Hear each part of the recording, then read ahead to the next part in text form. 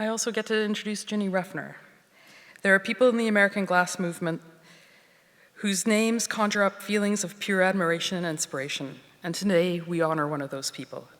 For many women artists who work in glass, who have come after her spectacular entrance in the glass scene, we are so pleased to be able to recognize the course she's charted for all of us. Of course, it's not just women who are our lifetime Achievement Award winner has inspired. When she burst into the scene in 1980s, she became something of a rock star in the glass world. She was a pioneer at Pilchuck, fascinating her peers and others with her constant evolving techniques, painting on glass, flame working, or other mixed media installations. In 1991, she was involved in a serious car accident, which was also a life-altering experience.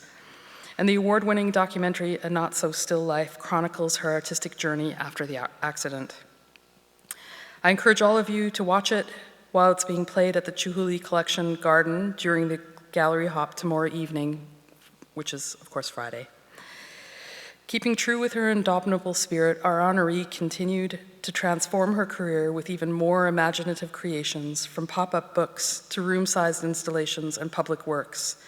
And her art has only continued to blossom and expand, literally. Her most recent work, Reforestation of the Imagination, combines traditional glass sculpture with augmented reality technology. So her art actually leaps out into thin air to surprise the viewer. This exhibition will open June 28th at the Renwick Gallery in the Smithsonian and runs through January 5th, 2020. I'm so honored to be able to introduce the GAS 2019 Artistic Achievement Award honoree, someone who continues to inspire and surprise all of us, Ginny Ruffner.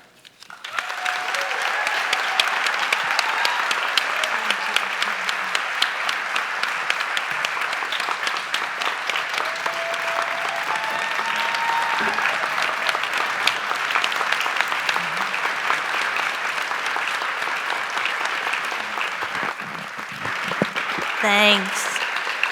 Sit down, y'all. Thank you very much. Let's see if I can make this work. My name is Ginny Ruffner. I'm an artist. Let's see. I make art about what I think about. Well, since I've been making my living from art for 44 years now, I started when I was 5. That's a lot of thinking and a lot of ideas and a lot of art. So when I was going to make this talk, I thought, well, how on earth will I ever organize that to make it make sense and not be boring? So first I edited severely. I'm going to show you maybe 1/20th of what I've done. And then I thought, well, organize it into chapters. And then I had this brilliant idea. And I called my friend Laura Donofer and said, would you help me announce the chapters and keep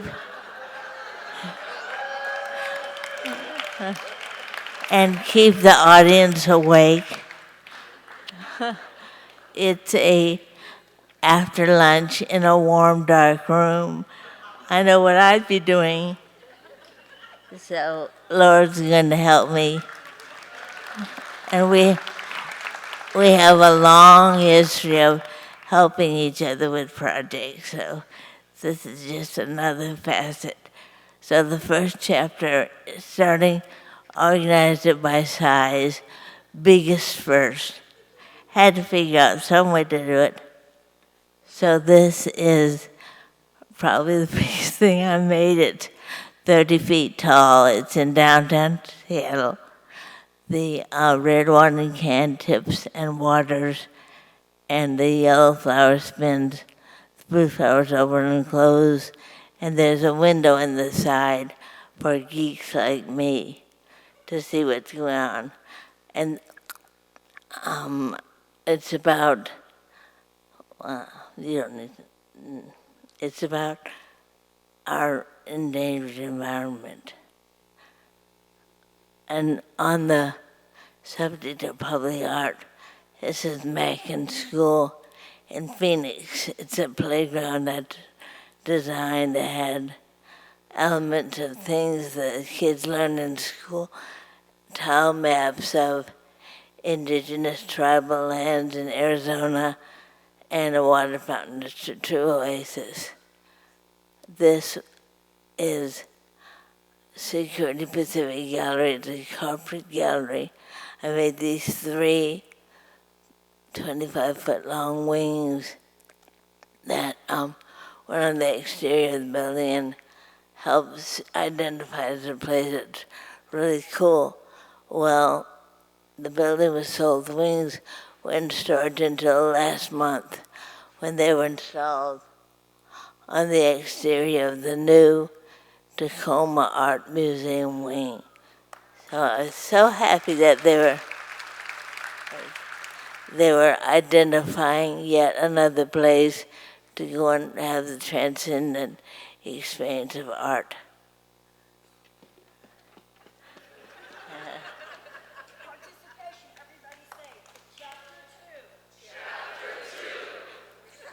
Good work.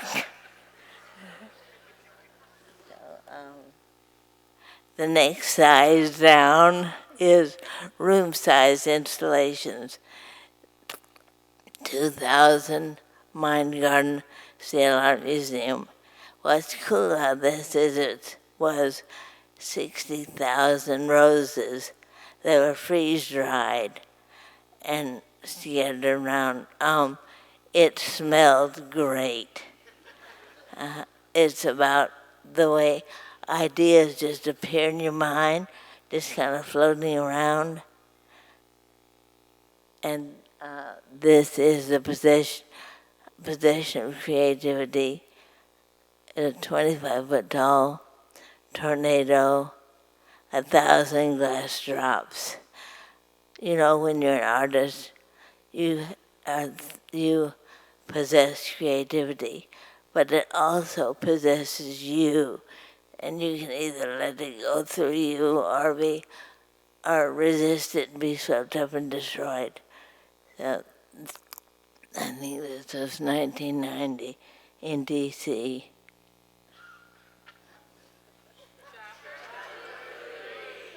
You guys are fast learners. I have to remember what chapter 3 is. Chapter 3 is the next size down, and the sculptures are pretty much the same size as me, and they're all about genetic engineering.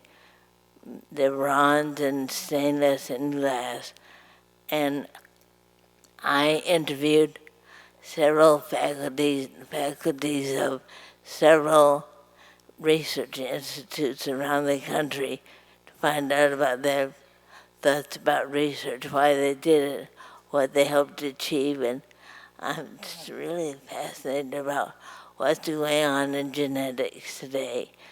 It's really amazing to think about.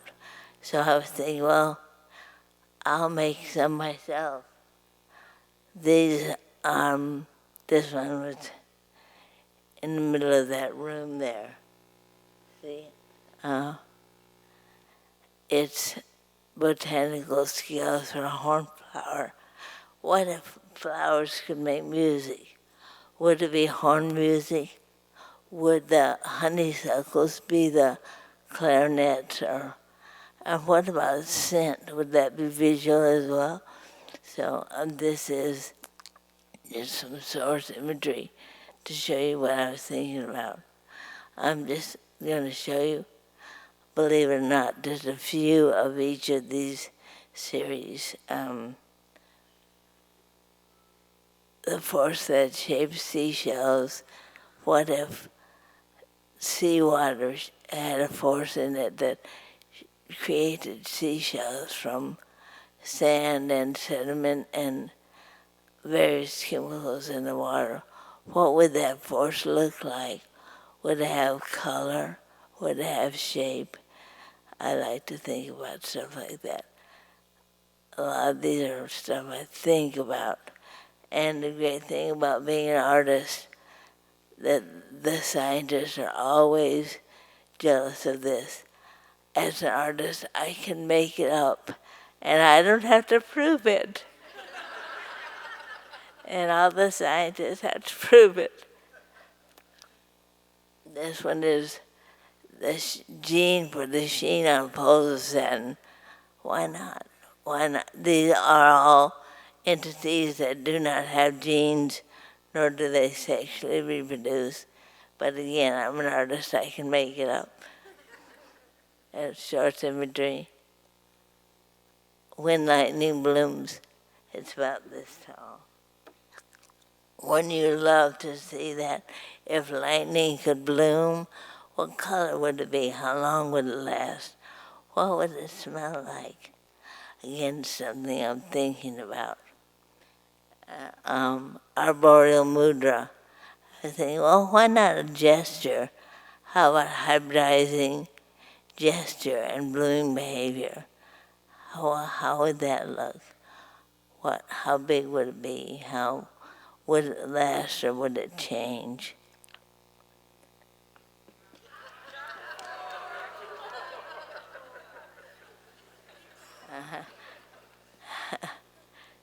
Next, now y'all are awake, right? Way to go. Next size down is pop-up books. I have done a couple of pop-up books that I wrote to accompany a traveling exhibition.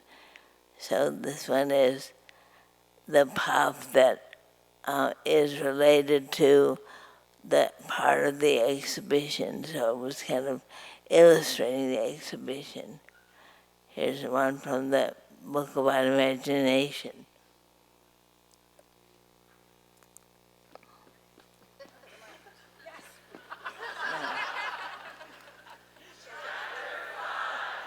Way to go. Okay, now here's the thing we're all here for. So I'm going to show you a few more of these, but not many. In glass, I've always done, no matter what other stuff I've done, I've always done glass sculpture because it provides me with a great way to think. And some of the things I've thought about are that I made glass sculpture about art history, art theory, theories in general, like evolutionary theory, affairs of the heart, and thinking in general, gender disparity, all kind of issues. So this is the first ones are about art theory. On the left, I still love Picasso. I had just read a biography, and he was kind of a jerk, but his work was nice. On the right is finding symmetries. I tend to think of things not in the usual way, not in a specific way, but more in a broad, general way. And one of the issues in art is beauty. And it's interesting that what humans find beautiful, according to the statistics, is symmetry. I'm not sure why, but I think it has to do with pattern recognition, which is the way we learn. But if it's symmetrical, then it's a pattern that's repeated at least once. So this is a piece about how we find symmetry and why is it beautiful. Just thinking about that. This is 3D floral painting. And theories on the left is melting evolutionary theories. You can see there's Adam and Eve, there's the snake, there's the dinosaur, other kinds of evolutionary theories, and there's the chicken crossing the road. On the right is the invention of games. Haven't you always wondered about the evolution of those 4 symbols on the card? Why those 4? And I love what they're called, pips. Isn't that great? More theories on the left, coloring the waves. I was thinking about it. Well, you can even look out the door and see the ocean is so many different colors.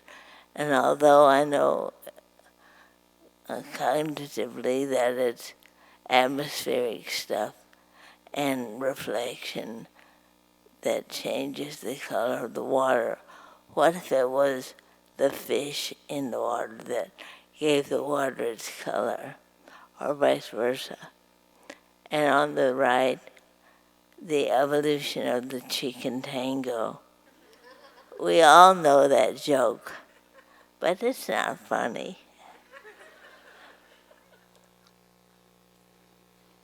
Yeah. Oh, and language. On the left is the power of words to create beauty. For me, reading is a constant source of inspiration, and language in reading is visual. Language is visual, which is amazing when you think of 26 little squiggles that in various patterns form stuff that we can understand and convey all kind of concepts. It just never ceases to amaze me. On the right, drawing is a language of art. One of my mini soapbox items.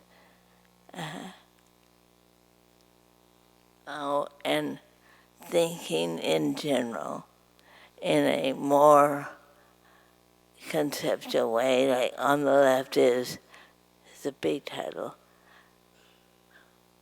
Pattern recognition is the bridge between artifice and reality. And what I mean by that is pattern recognition is the way that we learn everything. It's the way we convey things, and it's so ingrained we don't even realize that that's what we're doing. For example, you come to this riding down the road, you see a red hexagonal on the corner. Your brain understands that that is a symbol for you to stop your car. It's a very useful survival skill as well. And on the right, beauty and as infinity. Now, beauty and infinity are both concepts that are theoretically unimaginable, but yet we're all familiar with them. And my garden is also a constant source of inspiration. This is Botanical Pillars, about the concept of structure in a garden, which is different from, say, for example, structure for a wayward child.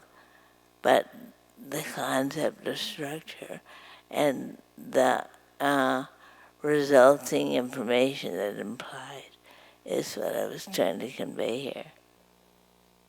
And thinking in a literal way on the left is fruit bowl from the garden of ideas of thinking. Wouldn't it be cool if you could genetically engineer fruit for shape, like heart-shaped grapes? Wouldn't that be wonderful? Or say eggplants with spirals on the surface. I think that'd be great. And on the right of the question I get a lot, where do your ideas come from? So the lightning bolt is a classic eureka symbol. The yellow star shapes in there are astrokeets, which is a recently discovered it's hard to say, cell shape in the brain. And so the last 3 glass pieces I'm going to show you are very new. They will be in my show, which I had to go home and set up on Monday at Traver Gallery in Seattle. This piece is called The Real Reason Morning Glories Climb. It's about as wide as this podium. And these are kind of small, but this one is Giggle Tornado, which is something I have wanted to make digitally, but I'm not good enough yet. Wouldn't it be cool to have a little foot-high tornado that would run around the room and would have a soundtrack of you know how a toddler, when they get really tickled and they can't stop laughing? Wouldn't that be great? It'd be totally useless, but it would make everybody smile. I'd love to make that digitally, and I will eventually, but I can make it out of glass now, so I did. And this one is Time for a New Kind of Beauty. I think the new technologies are making us reevaluate the meaning of beauty, and what is beauty, what contains beauty, and how we define it. And I'm ready for that.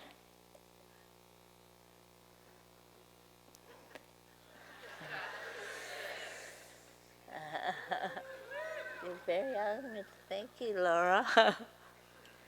So, in 2014, when a tech startup down here in Florida actually invited me to come tell them what they could do with their new technology, I jumped at the chance.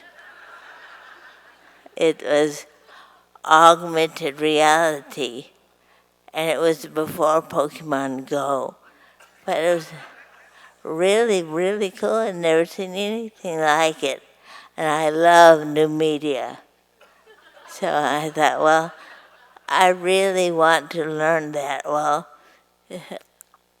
I went down to Florida and it really kind of changed my whole art practice.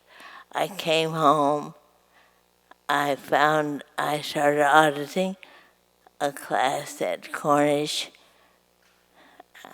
on AR/VR, and I got myself a tutor because to make augmented reality, you have to kind of make CGI, computer-generated imagery, and when you're as young as I am, computers weren't even invented when I was in grad school, so I'm not a digital native.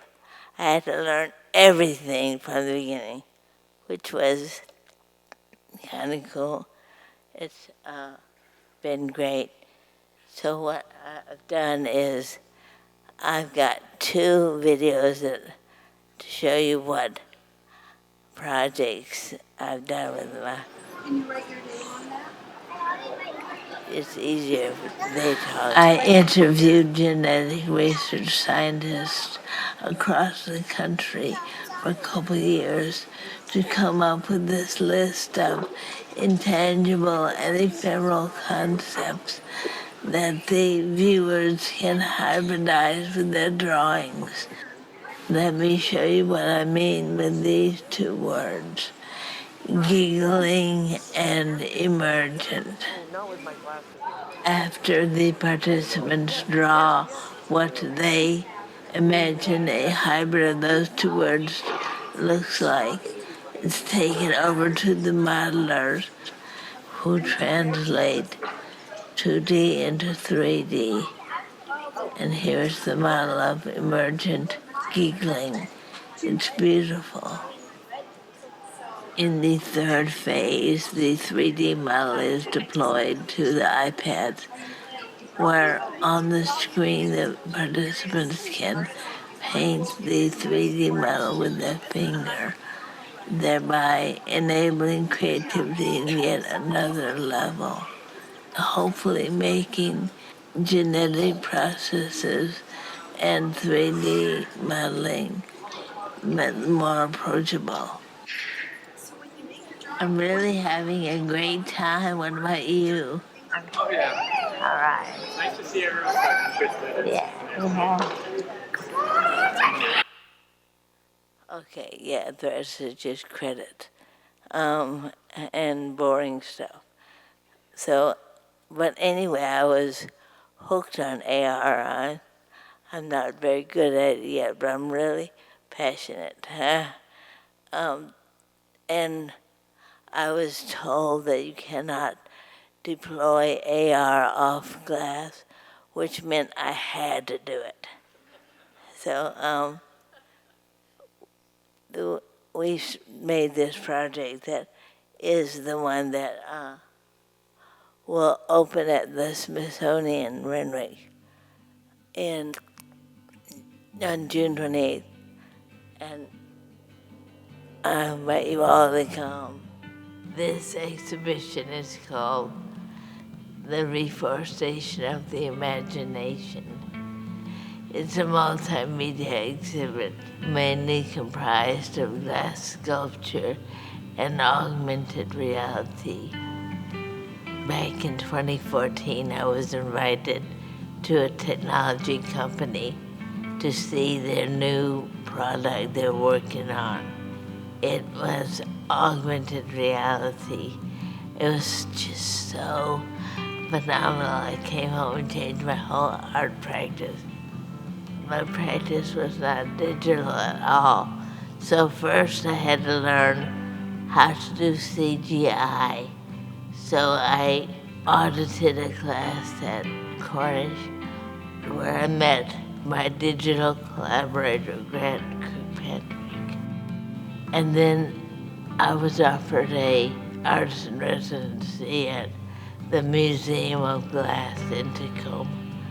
So I used that fabulous opportunity to make all the tree stumps and branches.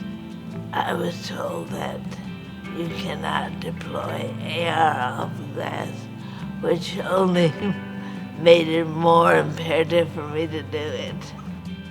With AR, it's a lot of barcode technology. It's all pattern recognition. So you have to make a pattern that the camera can recognize. So that's what the tree rings are. The pattern that tells the camera, you see this, you make that. Drawing has been a critical part of my art practice since day one. And I've been drawing for quite a while now. Plants that are in my mind the result of an alternative evolution. And they might have been genetic combinations of various attributes or colors or functions. The objects that are deployed from the AR are iterations of those drawings. Another component of the exhibition is the taxonomy of the plants, which I named each plant. I researched the Latin word for what each plant represents, or the parts of each plant, and gave them all a Latin name. And then there's a description. The idea behind reforestation of the imagination is one of hope. And it reflects my adamant belief that there's always something good about to happen. It offers a potential of regrowth within a devastated landscape. And just as I do believe the nature will reinvent itself, as does imagination. It's always there, it's always there. It's always reimagining itself.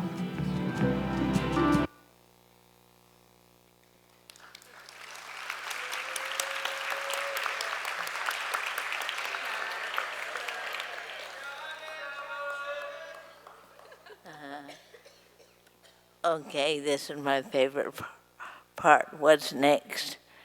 I've been working on the next exhibition, which is about what might have happened if evolution had not diverged. What if animals and plants had continued to evolve together?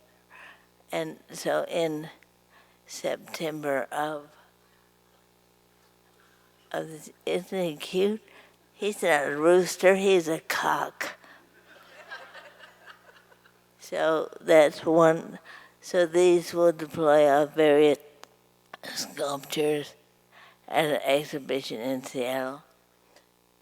This guy is the great northern tulip angler that developed off the coast of Scandinavia and grows the tulip out of its dorsal fin, which is the bait for the prey, which it then eats.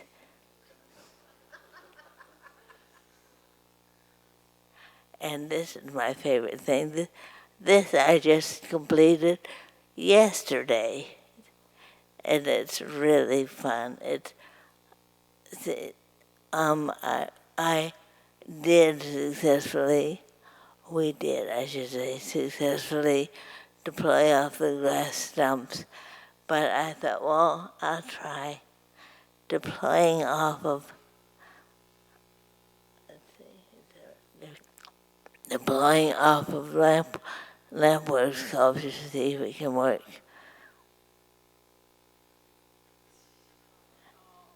Isn't that cool?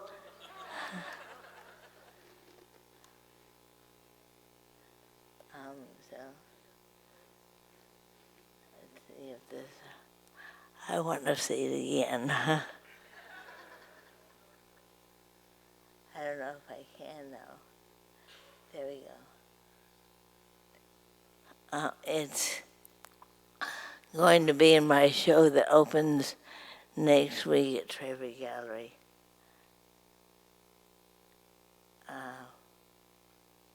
There it goes. So I think augmented reality is kind of where glass was 40 years ago. We're just now getting where we can make stuff. They're just now, artists are just starting to be able to make stuff. And the skill level is improving, but getting it beyond the gee whiz phase, which is big in AR, to making art. That's another story. That's my goal. Anyway, I hope you enjoyed it.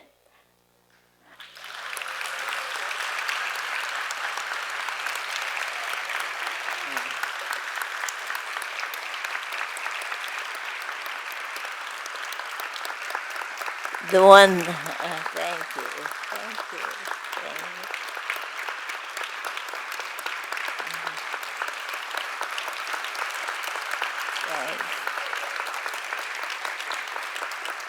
Thanks. Now come on, y'all get to keep on participating. This is the most fun part for me, is questions.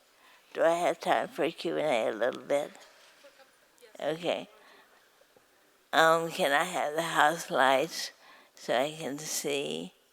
Unless you just want to yell, I can't see you. Anybody have any questions? Oh, come on. Okay. You worked in so many different mediums. What was your first medium that there's glass, there's stainless, there's everything up there now. What did you start with and how do you keep developing? I got my master's in painting, and when I was in graduate school, I wanted to get more light on my painting. So I thought, well, I'll just do it literally. I'll put neon in the paintings. So I found an old guy who would teach me neon, and I worked on that in grad school. But also in grad school, I did a lot of dumpster diving, and there was a glass shop next to the visual arts department. So I got a lot of glass and started painting on glass and bolting it together way back then. And that was back when dinosaurs roamed the earth.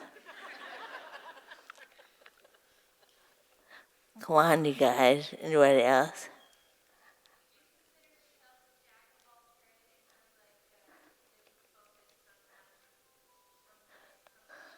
Um, hmm.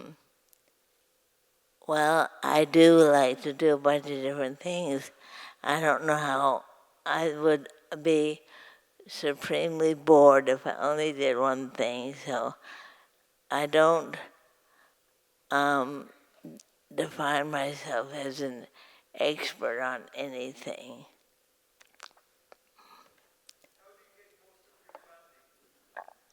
Most of my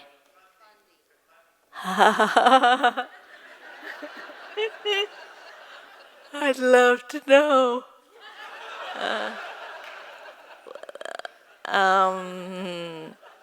Well, I've been fortunate and my glassworks do move given enough time. I have to say though, there's no money in digital art at all. I would still welcome that, figuring out a creative way to have digital art funded, but not yet. Yeah. So with your AR, what is the biggest dream you have now that you want to incorporate the AR into it? Well, when I went down to Florida in 2014, it was before AR really came out full scale. And what they were hoping, what they were aiming for is deviceless AR, which still doesn't exist and probably never will until we have brain implants. But that would be wonderful. So you can just envision it somehow. And actually have the literal term envision come to life. Wouldn't it be cool? Two more questions. Okay.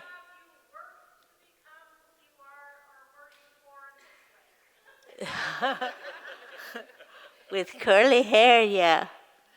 But I'll tell you a little story.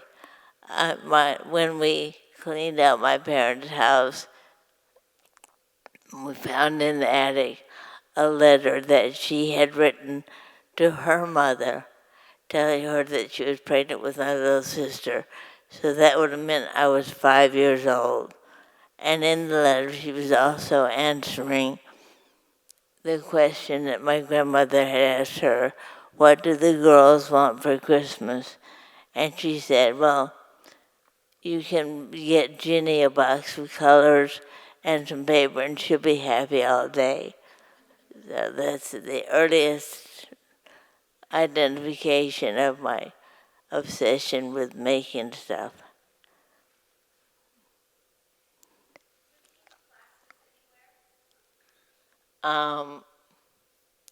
Not anymore. I'm good. I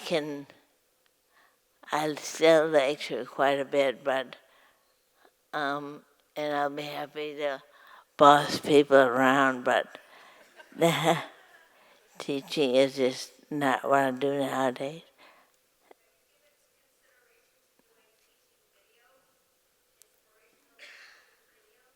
I would do that. Anything where I just have to run my mouth, I can do. And if I have to stand up, I have something I can prop on. I saw one more over here. Last one. No? Okay.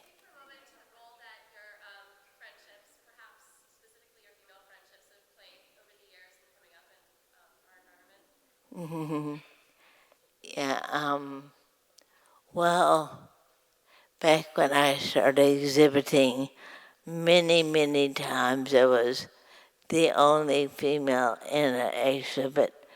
And so when they became like 2 women out of 20, we've corresponded. So that's one way I bonded with other female artists. Plus, it's just nice to share experience. I have a lot of friends, boys and girls, men and women rather. And I'm very, very blessed with friends. If there's nobody else with a burning question, I'll just say thank you, have a good time.